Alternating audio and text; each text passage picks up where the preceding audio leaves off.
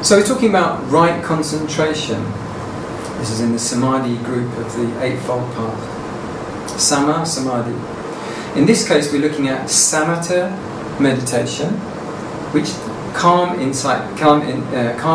and insight are used to complement each other.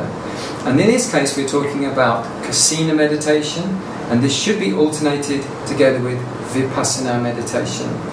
And the Kasinas are used to develop strong willpower and calm and the control of the mind, and insight is used to gain insight into the nature of impermanence, suffering and non-self, classically these two. So here we are with the Earth Kasina. I'm visualizing an Earth Kasina, such as the one, this ball that's in front of the screen. Making this with the mind is difficult. It takes the twofold action, one of creating a sphere, which is difficult enough to do, and suspending it, and then making the substance that it's made out of. Making the substance it's made out of and the colours that it's made out of. So there's an enormous amount of visualizing and concentrated will at work. So there we have the Earth Kasina, like this. And even these pictures and slides can be used as a guide, that you picture this with your eye, you look at this picture with your eye and then close your eye and then recall the image, and you can use that. And also the sense of touch. There are guided meditations online where you can request, and I will send you the link for those guided meditations, audio meditations. For Kasinas? Yes.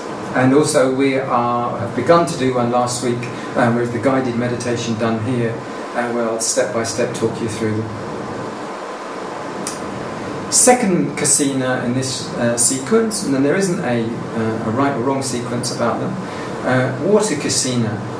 So the reflections of the water Kasina, the nature that you could blow it, it would ripple.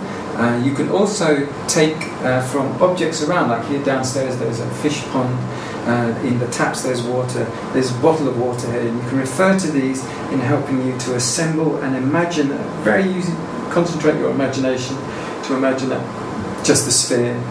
This shows a great expanse of water, but you don't need to visualize that, just as if there's a ball of water, or a bubble floating in the air in front of you made of solid water.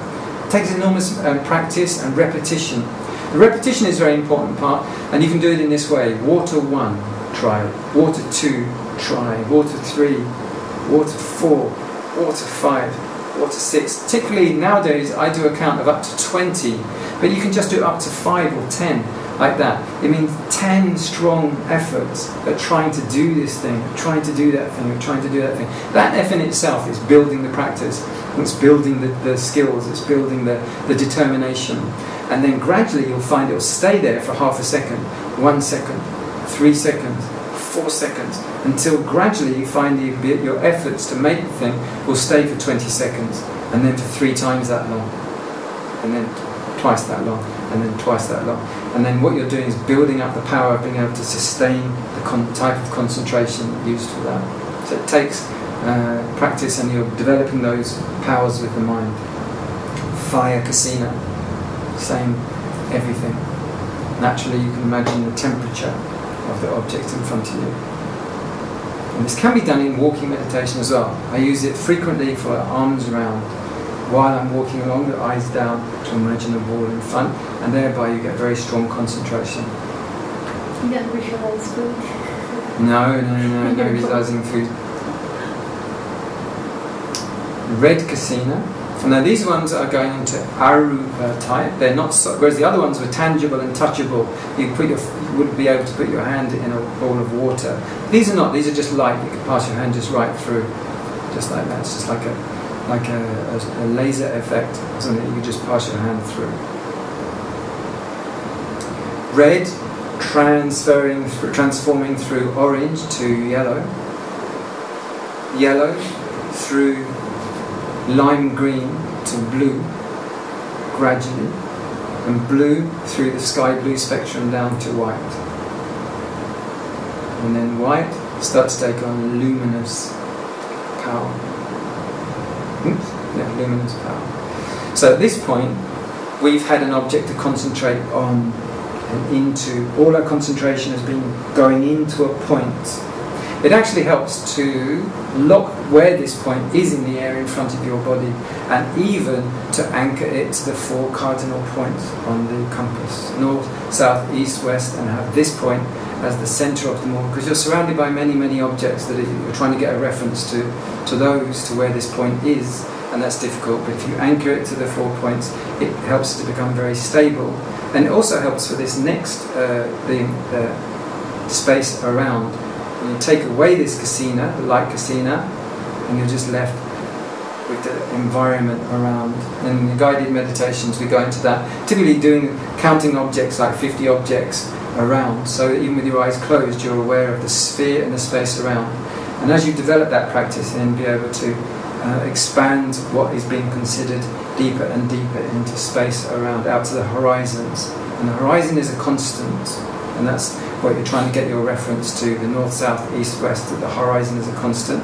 And then you get an experience of being able to consider just the perspective, not the objects. So the perspective, not the objects, because objects will always come and go into your realm of perspective, like that.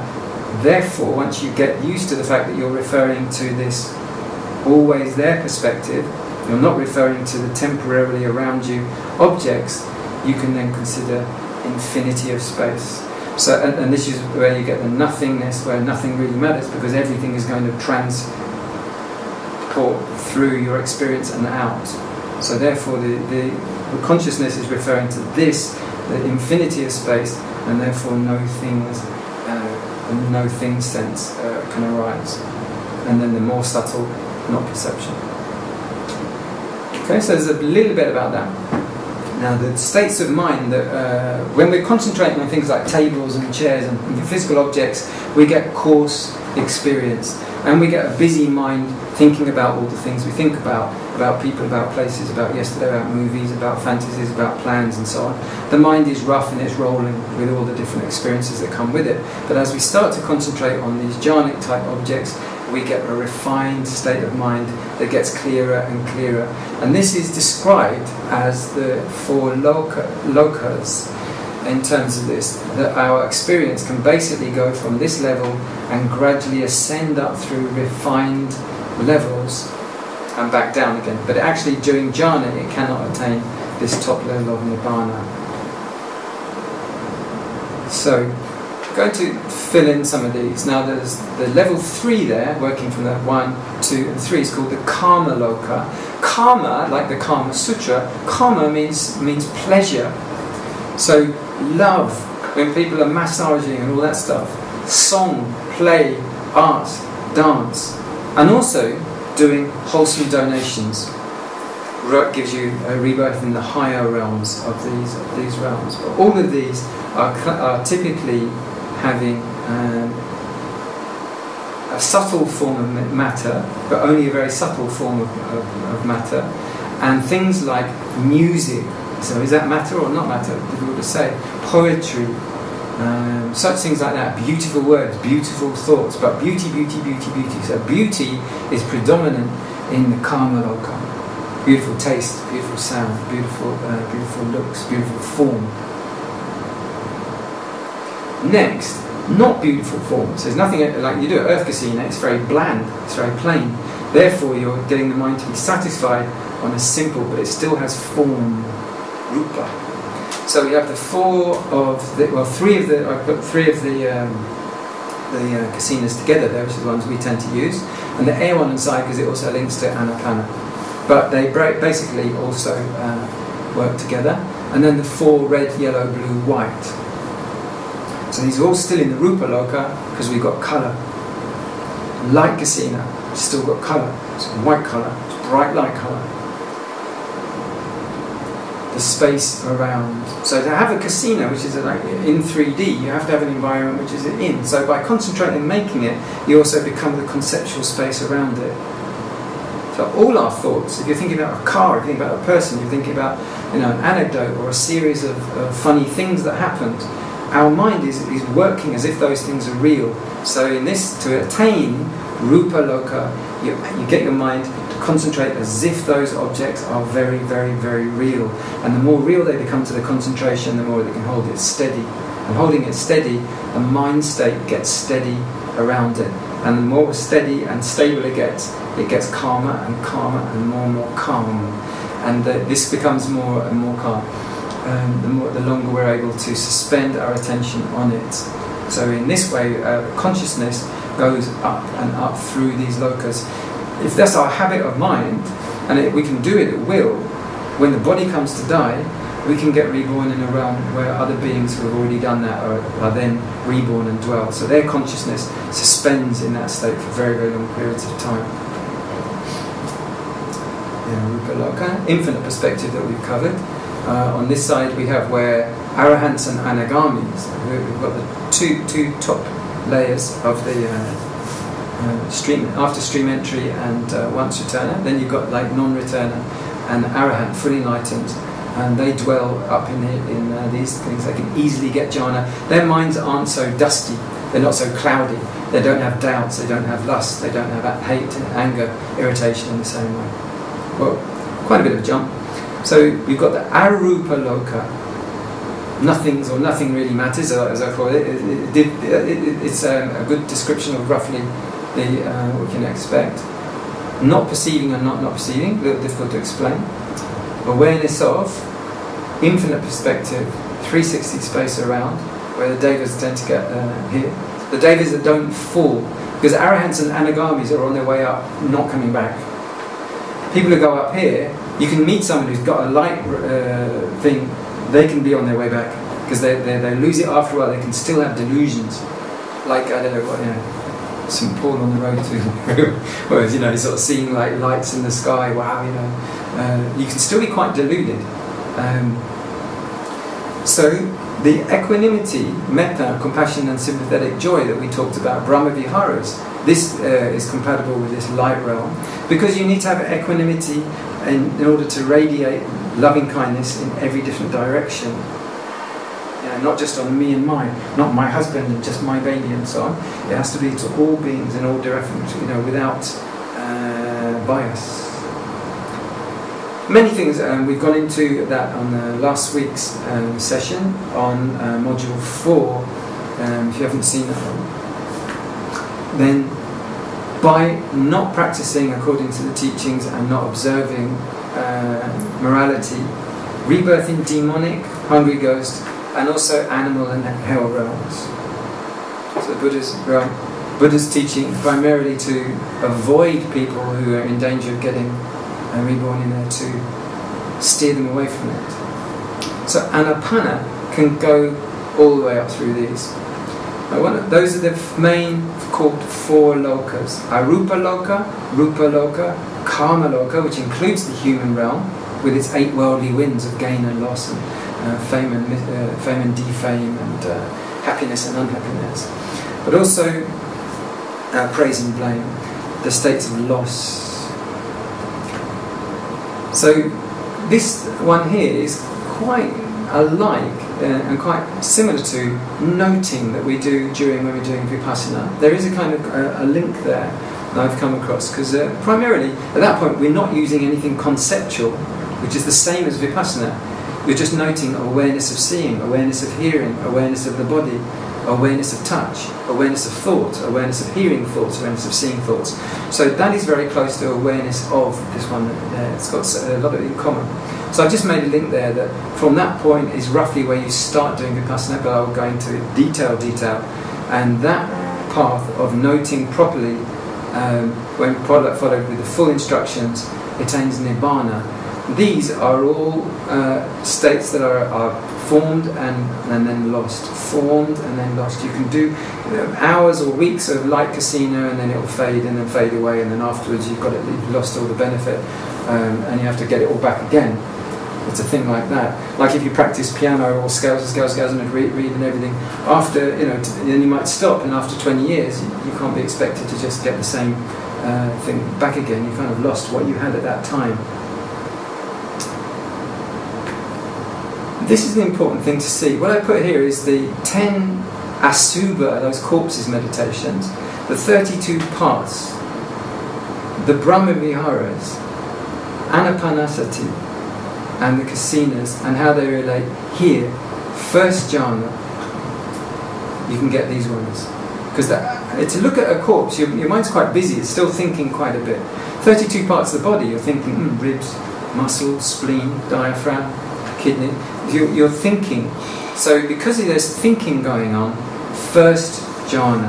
And these four, first, second, third and fourth jhana are called apana samādhi. It's a kind of access. And then the next one is called upachara. But for now, let's just deal with how these different meditations can attain which jhana. To have first jhana, thinking is still going on. Or counting. You've got a kasina and you're holding it, and you're still working with it, and it's not able to stay there like hovering, and you can just stay it like you've been hypnotized and so on. Hypnotism uses suggestion. That's the difference with it. We don't use any suggestion at all. We don't look at a casino and go, I'm getting better, I love my body, or whatever it is like this. You only just do the without discrimination, exactly as instructed. So, yeah, 10 asubha courses, 32 parts of the body, and the beginning parts of some of the 4 Brahma Viharas, and the beginning parts of the Kasinas, first jhana, second jhana, third jhana. There, you don't use any thinking. So, and these subtler, like red, yellow, blue, white, if they can be done without thought, then second jhana, which we're going to look at this, the jhanic factors, third and then fourth jhana, which is pure equanimity. So only of the Brahma Viharas, the equanimity meditation counts there, because with metta you've got probably quite a bit of thinking, like may all the animals in the ocean in that direction become free from suffering and be happy. May they be friends to me. And this is metta thinking. So it's involving thinking and concept like that. So as the Brahma Viharas get subtler, until equanimity is dwelling and staying without the mind moving in all different directions and pervading every different direction, just with equanimity. And this is like the fourth jhana, which you can use this light for. So I just want to make that note about the first, second, third and fourth jhana. Just something about these jhana. So with first jhana, you have these down the side here. Applied thought. So this one here, vitakka. And this is also like aim. When you aim the mind, or when you're working with the mind, or working and aiming together, like two hands, like that. One is making the colour or the form of the kasina, the other one is aiming at it. When you've got these two things going on, this is applied thought. When the thing stays there that you're trying to think about, and the attention just hovers, this is the second one, vichara. Vitakka is stopped by them. So this accompanies jhana because it's stilled. So before you do that, you have to have secluded, some form of seclusion and withdrawing internally, either to the breath, the nostril, or internally. You can't be running around thinking about everything and playing. So you have to have the secluding, withdrawn. And once it's secluded, in the case of a kasina, you've got the thing in mind, and the mind is staying with the job. Then applied thought of vitakka is there. If they manage to get just to sustain it, like a bumblebee hovering over a flower, well then this accompanies jhana. In the first jhana you can say that's there. But once both of these have been stilled, this is called second jhana. So there's not even sustained thought, you're not even aware of having this thing which is hovering around, but it's hovering.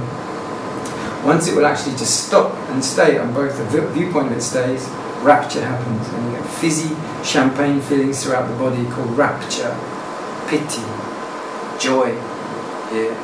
It's happened, and then we know it's happened because of thinking stopping, enjoying the fact that there's no bothering thinking coming in all the time about time and planning and people and places and the variety of thinking, and you prefer to have a simple object, and you prefer the fact that the mind is just observing it, and this preference for it and the joy of having still attained the stillness gives this drenching feeling of piti. And then, so that's in the first and second jhana. when it gets more refined and it's not so buzzy, it turns into pleasure, sukha, or happiness, which is a little more creamy and softer. It's not so buzzy and like electric, which is what happens with rapture and piti. So when rapture fades away and stops being that fizzy and matures to this calm which pervades the whole body, this is the third jhana. So applied thought, sustained thought, and rapture have come and gone, leaving this mature pleasure. And that pervades the physical body. It's called third jhana, third absorption. And then, when you're able to enter and dwell within the sphere or the object that you're doing, and become one with it, in the centre of it, and the mind is rock solid still, not moving any direction, the cardinal points are equal, and there's no backwards, there's no forwards, there's no sideways, there's no up, no down. The mind is just stopped in the centre of all experience. This is the pure mindful equanimity, upekkha sati.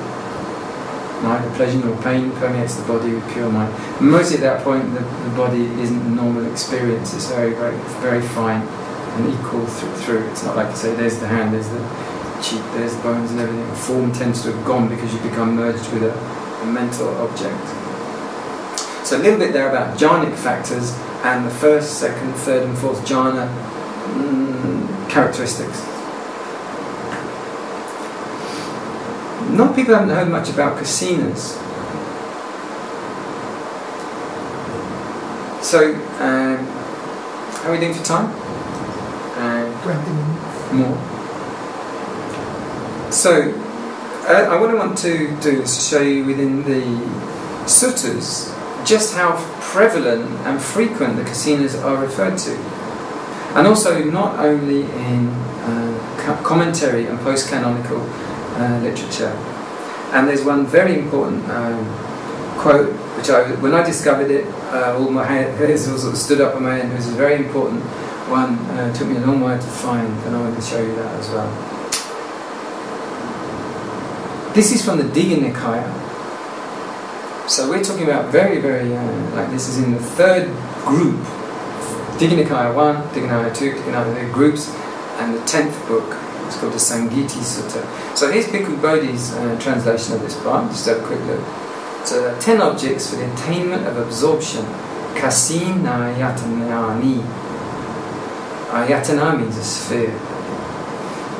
And so Kasina ayatana can mean a whole sphere.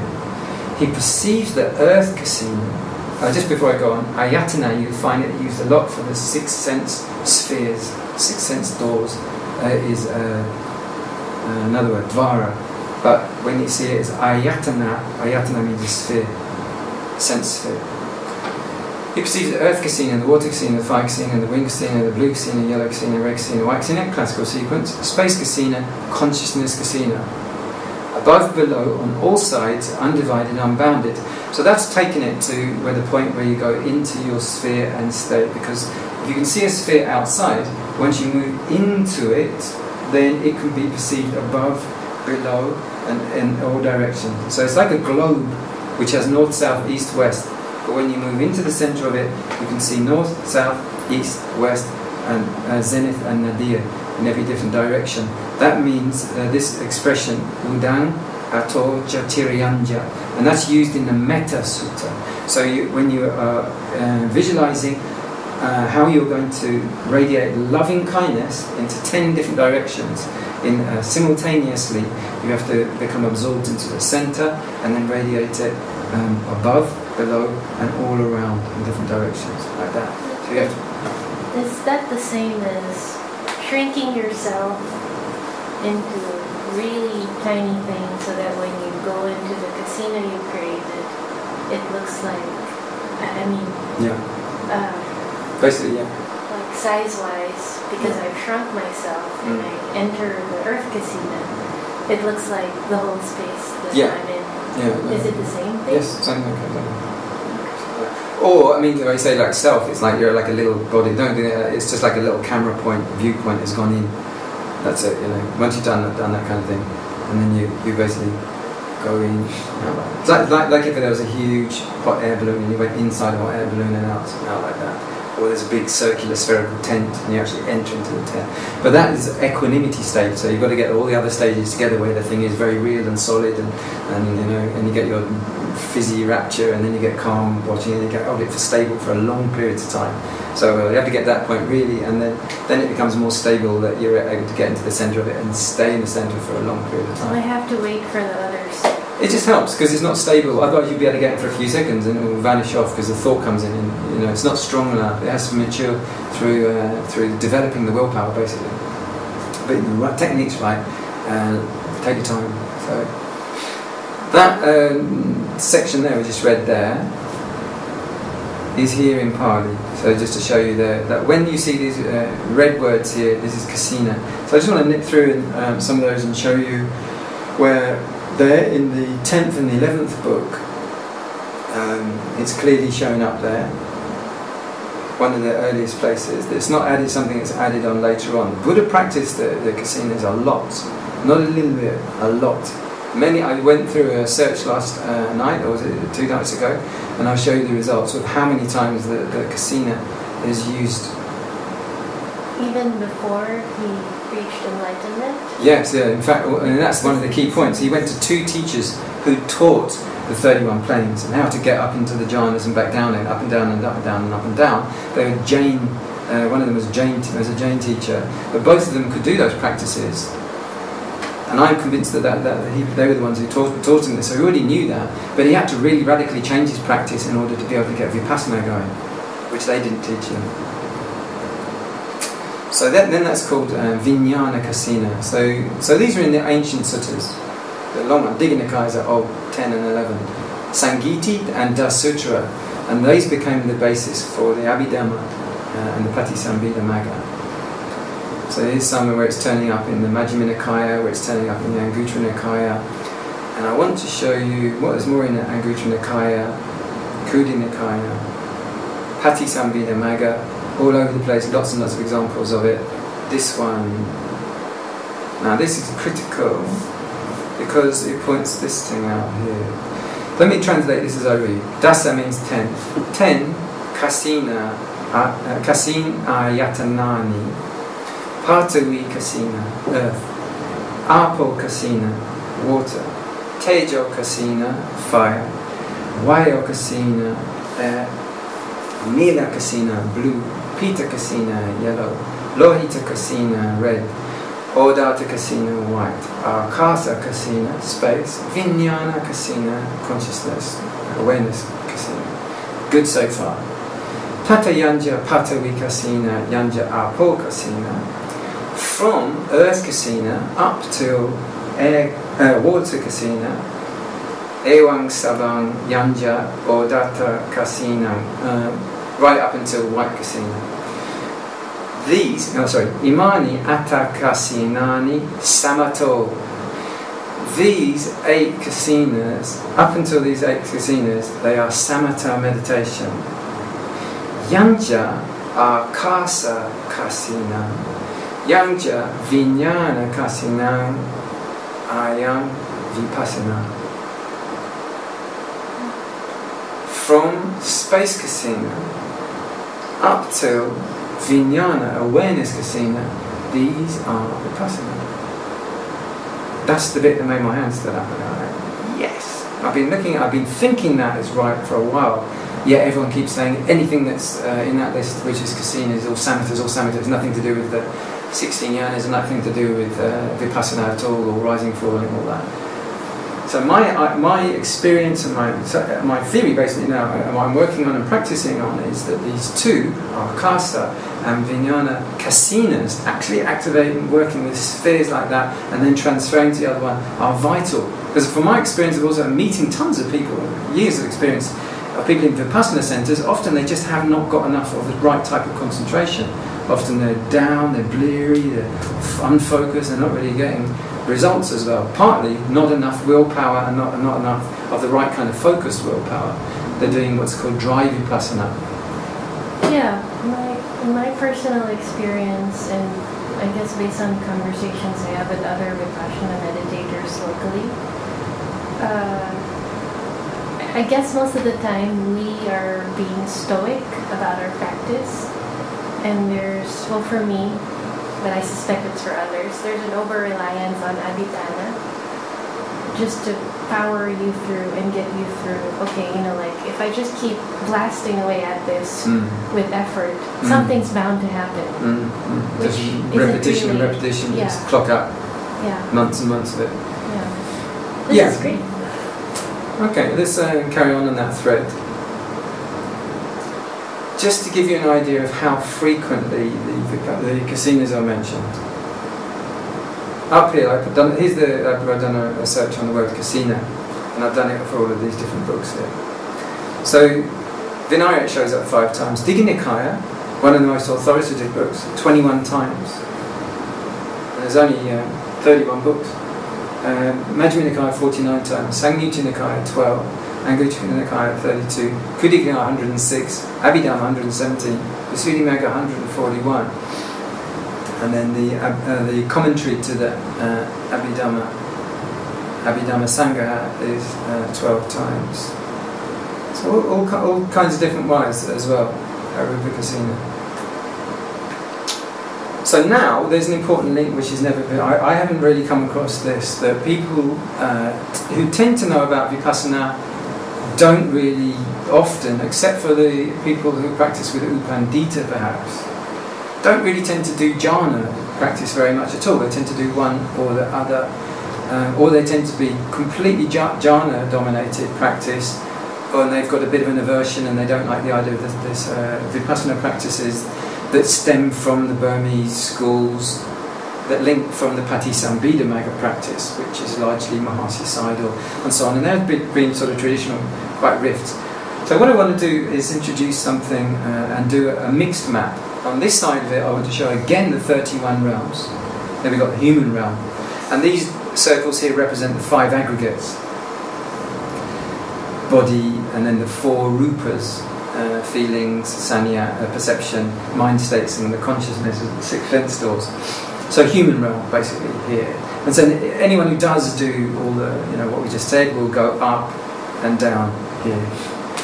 But if people practice to be able to concentrate on the cause and effect relationship between rupa and nama, and distinctly start to separate them out instead of unifying them, which is what happens in the jhana practices.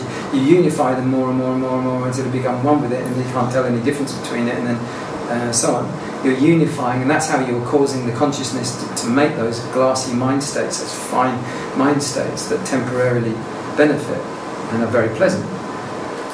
But inside, I've drawn here an outline of the 16 jhanas, not jhanas, jhana, knowledges, and just an outline of them here. Firstly, nama rupa, that there is 2 different things. Some people can't even get that. They can't see that nama, that mind is one thing and body is another, the material is another thing. They're 2 different phenomena. Secondly, that they have a cause-effect relationship. Pachaya, the 12 steps of the dependent origination, is one way to see, oh, this one affects that one, oh, that one affects this one affects this one. So that causal effect relationship, and go, oh yeah, starting to understand how it works and that it does work, starts to open up the next part. But you might see that and still just be doing jhana, It's not just doing jhana, but jhana might be what happens. Or what happens is one of these 10 obstructive things, that some of them are obstructive, they're still very pleasant, but they're obstructive. So I'm going to introduce you to those, the 10 Upakilesas, the obstructions of insight, because they may be beautiful, wonderful, lovely, seductive experiences, but you get seduced by them in one way or another, you won't see the wisdom part, and you won't develop the wisdom part, the other side of it, where you start to see phenomena rising and passing away in your own personal experience, not a theoretical thing. You actually see your body and phenomena start to vanish and appear and vanish and flicker and so on. That's called rising and passing away. So and then lots of logical emotions happen because of that. If you see something rising, if all this floor is sitting on started to keep vanishing, you'd get really worried. Because you see it's dissolving, you'd say, well, I thought the floor was secure. Wait a minute, we're 25 foot up in the air. You feel insecure. But until now, we feel pretty safe. So this fear and insecurity, the awareness of the danger.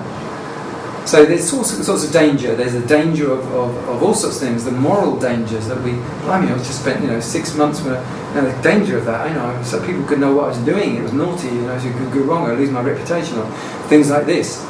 Dangers start to show up. The dangers that can make people fall into hell realms. I nearly went on a hunting trip. But they all got caught. Now they're in prison or whatever. It's all kinds of ways that life can be endangered. And the threat of deep unhappiness or so on. Because of that, we get discussed about the kind of things that lead morally or through wrong views to danger. And then you get a wish to escape from anything that has that insecure nature. And then you look for real security and wise reflection and a deep equanimity found within that kind of meditation. Leads onto the safety above here of Nibbana. So that is a different path. Because you can see the effects of it. You get fear and insecurity. By doing jhana, these practices, you won't get that experience of that. You won't get a sense of this kind of that comes up with it's called disgust or dispassion or wishing to give up meditation. You don't get that with jhana factors. You still have to deal with the hindrances just as much. So I want to look at also the common factors that happen with these upakilesas. Here, these ones.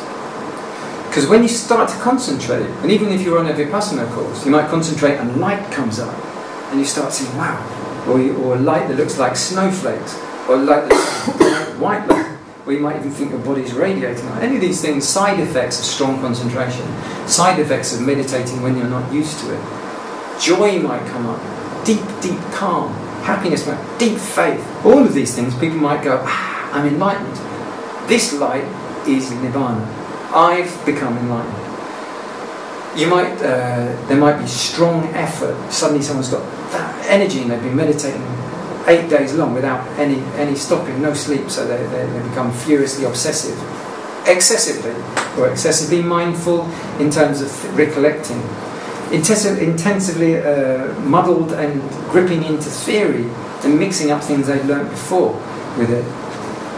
They might become excessively indifferent, not equanimity, they just become indifferent and so bland, and so they lose the ability to meditate.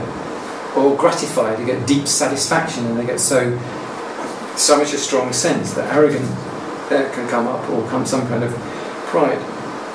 There are many ways, and they're not always obvious, that these phenomena show up, but they show up because the main 5 meditation factors, the mindfulness, the concentration and the effort, the faith and the wisdom are out of balance. One of them, like concentration has gone way strong, or faith has gone way too high, or mindfulness has gone too strong, and it's not balanced by all the others. So people have started to meditate, and these things, people are new to meditation perhaps, or immature in meditation, and these things are rocking and changing, or one of them is ballooning up way, way high, like the panya side, the wisdom side.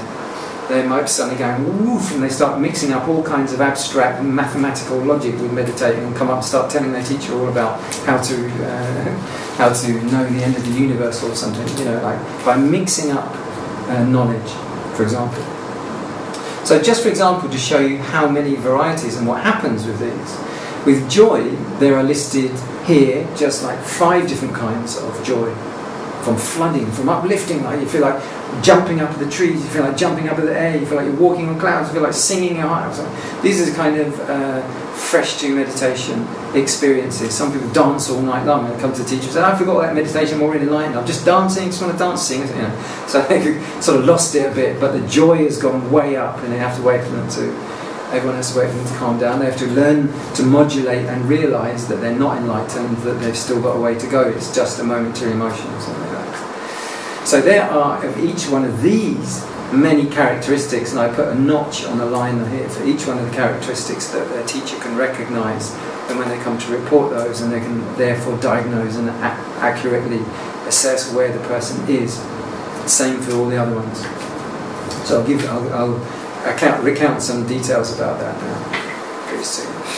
So these are important, which are once people can get, so they might start practicing and zoosh, they disappear on an uplifting,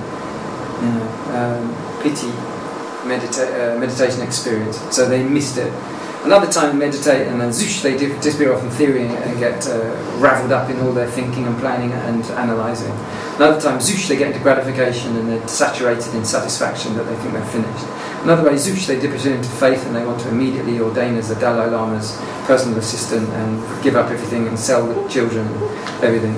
So those are typically the sort of things, but sometimes people start meditating and they don't get caught and they just see rising and passing away. They see dissolving and they get to the point of fear and go, I want to give up meditation, I don't like, it's scary, and they go back again. Another time they go on a little bit further and they get to the point of wish to escape, they're rolling up the mat stage, they want to go home or they don't like it anymore. Another time they see it as it is and they go, wait a minute, it's just an experience, it's just a condition, it will pass away, and they go on further. And then strong, mature meditation, they can stay with the equanimity. They manage to stay with it, they don't get seduced by all the other things, manage to keep meditating, they recognise things for what they are. The mind takes a chain of lineage, it takes the path, which is the nirvana experience, and then they experience the fruit at the other side of experiencing nirvana. Very, very, very unique form of simple, clear, calm, when the mind has been freed from the experiencing of the busyness and the troubleness that's brought by the interconnection of body and mind. And then it makes a revision and it goes, how did I get here? And it takes this course of revision and it looks all the way back at everything that it learned as it makes its way back to square one. And it makes it back to square one. And ideally it would be able to do that without any flaws, but often people even get that, and that means sotapati, they've attained stream entry, and they go, yay, and they go flooding off into one of these things again, or they, like get lost and then they have to practice all again to get the right kind of equanimity where they can go back up the path again. And also many of these things have a lot of things in common with the jhanas that we saw before, very, very similar. So if you practice the jhanas, you won't get those are called the 10 imperfections of insight. So, for example, with illumination, the light, meditators may be. This comes typically from the Mahasi side or Rakkhita in Yangon. I was first given this as a handwritten manual, handwritten by a monk, and I was given that when I was working as a Vipassana teacher back in '86. On leaves. Huh? On leaves. Not on leaves. No, it was on a regular book. So, for example, a vision of brightly coloured flowers surrounded by light may be seen. It's kind of, people go, oh, wow, and they can't stop seeing it. They go, this is nirvana. This must mean, So instead of being able to just let it go and just ignore it and move on. So that's the kind of difficulty of getting through some of these phenomena that happen just as a byproduct of sitting and meditating. A hallucination you might even see. Some people get scared. They go, oh yeah, I saw this elephant come charging up at me. It's a very common one. Is universally, right down to the time of the Buddha, reported being able to see these hallucinations of an elephant charging at him, and he managed to stay calm through it. And then the second type, the pitis, is this called joy or rapture. Different kinds. Meditate, you might be aware of a white colour. Or in the second time, kanika, you might see red colours. So you see some parallels going on with the Kasinas. And feelings, unpleasant feelings, something like ants crawling over the body. You might feel shimmering or shivering like that. Or the hair on the body being raised slightly as if you've sort of, seen or heard a bit of music that's an amazing, moving part, or something awesome. Akanika, so it's momentary rapture. So minor, momentary, they get deeper and deeper. Different types. So there's maybe also the absorption concentration getting deeper and deeper. Or kantika, flood. So the body may shake because you get this sort of like release as well, release of tension. The body and mind have been under worldly conditions, bombarded by the stress of daily living, and they're getting released as well. And this release starts to create all these effects. A light yellow colour may be observed. So here we go, we're starting to, but it's not always pleasant. You might get shaking, you know, like people in some religions get these overcoming shaking feelings and so on. And this is very common with Okantika, flood of joy. So it's like being overcome with a rapture, even to the point of getting nausea and vomiting. Like this. The body might shake when laying in the bed. Uplifting joy, ubenga piti, like this. You feel like you're absolutely inflating or going upwards, or even jumping, or even bending suddenly involuntarily forward, like the back is melting. And there might be stresses or feeling like the body is slightly out of control. So all of these things need to be navigated. Again, with equanimity, it's not always easy. You have a strange thing like this, you don't know what it is. Or the body sways like a tree. Silver grey or silver colour may be observed. This one, green colours may be observed, that's going on to the upwards. Peace of mind, so pervading rapture, getting more calm. So these are very parallel and similar to the jhanic conditions, getting soothing. The body may feel cool, as if taking a bath or touching ice like that, soothing all through the body. So this drenching in the suttas, a flushing sensation like this. Peace of mind, coldness. Okay, so these are the form. I've run you through pretty much through the Vipassana knowledges, but this is just a detailed one of them. So they call it arising and passing away, dissolution, fearful nature, unsatisfactoriness and disenchantment, wanting to abandon the worldly state and wanting to investigate the path, and then equanimity. And equanimity is a great one because then the mind starts to go, where's Nibbana? What's Nibbana really like?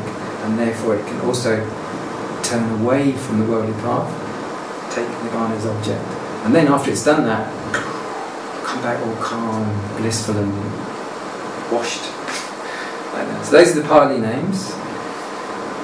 Mainly from Udayapya, which is the rising and passing away, those are. But you've still got Nama Rupa, what is body and what is mind. See, they're two different things, and that's the interrelation. Pachaya means cause. Udayapya, Banga, Baya, Adinava, Nibbida, Munjitu, desire to escape. Patisanka, the wise reflection. Sanka Upeka, Anuloma. From here on, these are all. To give you an idea, the Sanka Upeka might take 16 hours of staying and maintaining. But Anuloma, Gotrabhu and Magga take about this long. That long. The mind takes Nibbana as object. And Magga is the point of actually one moment. One moment is Magga, is one moment when you attain Nibbana. That's it. It's a completely unique mind moment like that. And Pala is the mind, is the reaction to it, or the result of it, the other side of Nibbana. Once it's taken Nibbana, which isn't Nama and it isn't Rupa, it's a different phenomenon altogether, which isn't Nama, it isn't Rupa, then it has something called fruit, because it's coming out of Nibbana, which is a unique thing. Even when a baby's born, it's already had a Nama and Rupa, and now it's just got another Rupa and another Nama, and that keeps going. So all we've known since countless, the Buddha said he could never see a beginning to this, is Nama and Rupa circulating. And suddenly, for the first time in the whole timeless, countless samsara, it's broken, it's taken the object, it wasn't Nama and it wasn't Rupa, and it went, and it goes, what's that? And it changes, it's all logic. It's all logic changes. We're not looking anymore for something. We've known nothing for a while. That's called Pala. And that is typically in meditation practices in that kind of lineage. And I try to deliberately make Pala longer and longer. Like, please may I have Pala for 5 minutes and make a determination. Try to experience that bliss for 5 minutes, 10 minutes, 15 minutes, 20 minutes, 30 minutes, 1 hour staying in that bliss. Oh, it's not bliss because bliss is a low stage, right? So it's another thing of this very, very freeing experience. Pachavekana means revision. Okay, so that's what, and this is where it's found about the 16 jhanas, and in case we get controversial, Udayapya, Banga, Adinava, Sankarupeka, they're kind of compressed there, and then Gotrabhu, Magga, Pala, and Vimutti, and then Pachavekana. And that's in the Patisambhida Magga, in the Patisambhida Magga. And there's also a description of jhana if you want to learn about that. You can look that up in the Pali English dictionary. So that's mainly what I wanted to cover. How we time? Should we? It's okay. So just to review about this important relationship between the Upakilesas, the defilements and the obstructions that prevent that bit there happening in the path. They prevent it happening because also the conditions that happen, many of them are so similar to jhanic states, and jhanic states are very pleasant, and something that people probably have already developed through yoga practice, through meditation practice, through many different lifetimes of practices. And if they aren't stream entry, they haven't yet experienced that bit, and that takes a change of lineage. So there's a very important thing I noticed which hasn't been put down. Typical trainee teachers like I was in those days were always handed that list of light, joy, calm, happy, faith, effort and so on. What I did was do an important bit of analysis here where those names, which are always usually only given as the Pali, I've identified them down into this list. Faith is one, knowledge is another, equanimity is one, happiness is one, joy is one, and calm is one. And those conditions link up with the jhanic factors. And these ones, faith and knowledge, link up with the 5 faculties very well. So really what they're talking about, recollection is not only it's mindfulness. Basically it's too much. Recollection and mindfulness, they use the same word, sati. So recollection can mean too much. People are meditating and all they're doing is recollecting. They keep recollecting who I was, everything I used to do, all my childhood, all my habits, everything about me and everything I used to do, and they recollect too much. And also, they can also start recollecting bits and pieces of past lives, and they wonder what's going on with that. They see people in their meditation they can't remember seeing before, or memories of places, and they go, I haven't been there before, what's that? And it's vivid. So too much recollection, and it's not yet really in any kind of balance or order. Too much satisfaction. So this means imbalance of these. Too much joy, too much ice cream, too much calm, too much knowledge, too much faith. So this means that the 5 faculties, too much effort, are out of balance. And what happens then is those resultant factors. So when we look at the 5 faculties here, mindfulness is one, and it governs concentration and effort and energy. It also governs faith and wisdom, because when they are in balance, you move towards vision of insight. But if you're out of balance, too much effort and too much faith, they're way up. You go around, want to convert everyone. You know, it's like, yeah. But low mindfulness, no concentration. You know, that person's mind is buzzing everywhere, and they've actually got low wisdom at that point. Everyone's trying to stay away from them, but they think they're doing exactly the right thing. So, ignorance, restlessness, and unmindfulness will be very, very powerful at that point. No doubts, though, and no laziness. So they'll just be going around trying to convert everyone or whatever, you know, like that. So those are typically the kind of things. Or, you know, like high doubt. Low ignorance, so that person will be incredibly clever and they'll be sort of tricking everyone and non-stop talking, conversing and arguing and squabbling and logicking and reasoning about everything because they've got high doubt, low wisdom at that point, which is the opposite of that, and so on. Okay, so those come about, those effects come about as a result of imbalance in the 5 faculties. So a lot to make the path arise, or to have the resulting path arise, means bringing these into balance. Taking them from this phase, which is strong doubt, strong ignorance, strong restlessness, strong laziness and strong unmindfulness, to its opposite. Strong mindfulness, strong concentration, strong effort, strong saddha and strong wisdom. And they are bound in very, very strong mindfulness. And then that defeats this point, not knowing, which causes strong craving and strong attachment. Okay, so with that, shall we call the session? I'll just pay homage to the Buddha at that point. And then also later on, I would like to go on to a bit of a question and answer session on some of those factors after we've done also guided meditation. So appreciate your patience with that. Very complex, good topic to understand, and I wish you all the further development in the path to Nirvana.